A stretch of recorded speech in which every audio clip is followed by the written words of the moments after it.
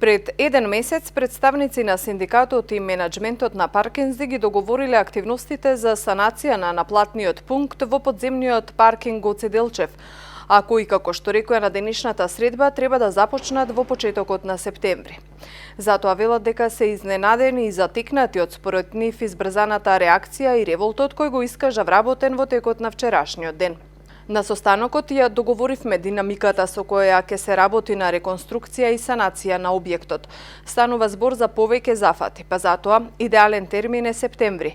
Во текот на летните месеци, поради големиот обем на работа, невозможно е наплатниот пункт да се затвори на долго време, рече претседателот на синдикатот на јавното претпријатие Паркиралишта.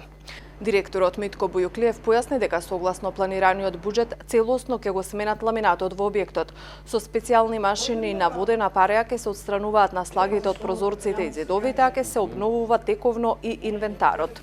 Паркиралиште има поднесено барање до Центарот за јавно здравје за дезинфекција на објектот. Ние тековно го чистиме и дезинфицираме и самиот паркинг. Последен пат пред почетокот на Струмица Open Festival и сега по завршувањето на оваа манифестација. Паркинзи ги имаат сите потребни елаборати за заштита на животната средина и безбедност при работа, а и наш приоритет е заштита на сите вработени. Појасни директорот Бујуклиев, додавајќи дека климауредот во спорниот објект е функционален, наспроти тврдењата на вработените дека подолго време не работи.